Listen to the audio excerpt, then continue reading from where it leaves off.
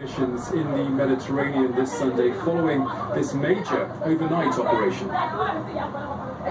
Yes, Thomas. 2 more rescues this afternoon, both by the Two1 rescue vessel and by the Ocean Viking. 26 people have been rescued by Two1, while 106 people have been rescued by the Ocean Viking. Right now, currently in central Mediterranean, the 2 rescue boats have rescued over 800 people. There's 250 people aboard the Sea tree and 505 people on board of the Ocean Viking. The youngest rescue is only 3 months old. You mentioned last night's dramatic rescue of a wooden boat in distress. Civil organization around board had sent had relayed the distress message to the relevant authorities because, in fact, in the center the rescues, or at least the civil organizations working in central Mediterranean. And as I was saying, Two1 has performed 4 rescues so far this weekend, while the Ocean Viking has just completed its 6th rescue within 2 days. Well, as you were just saying there, these are not the only rescue missions, of course, in the waters of the Mediterranean in recent days. Right now there are rescue ships in the Mediterranean, but where there are no ships, well, departures keep on happening, and then, if the authorities don't react, well, there's simply nobody to save them, and the central Mediterranean has really become a lawless area. No later than Friday, I was on an airborne mission. I was following an airborne mission about Seabird, which is an aircraft owned by Sea-Watch, operated by Sea-Watch, and I witnessed the Libyan Coast Guard intercepting around 15 people aboard a very small boat, intercepting them and bringing them back to Libya, which is, according to the United Nations, not deemed a safe place and a war-torn country. Emmanuel Chaz, our correspondent in Italy this hour, thank you very much.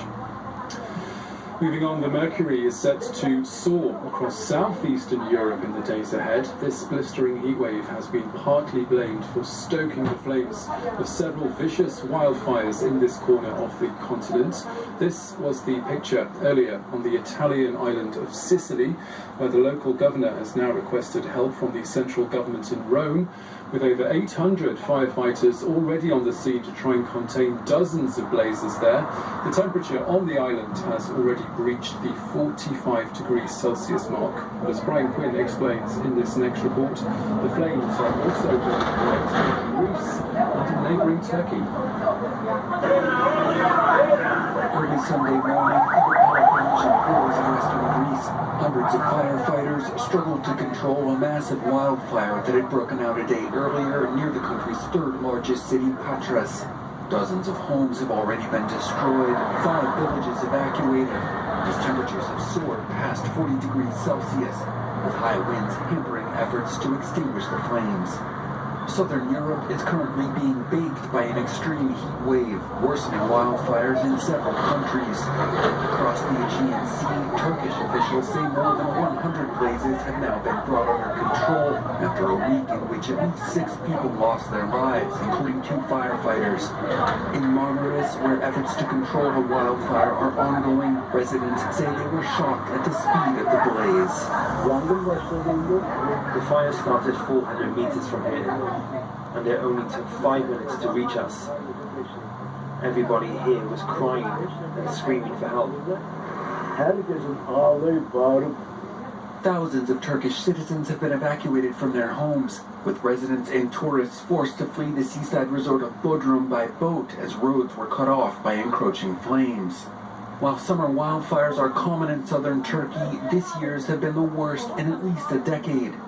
Nearly 95,000 hectares of Turkish forest have gone up in smoke, far beyond the average of 13,500 for this point in the season. Scientists warn that climate change will drastically worsen summer wildfires as global temperatures rise. After capturing swathes of rural land in Afghanistan, the Taliban is now focused on trying to take provincial capitals. Fighting between the insurgents and government forces continues, with flights out of Kandahar airport in the south temporarily grounded this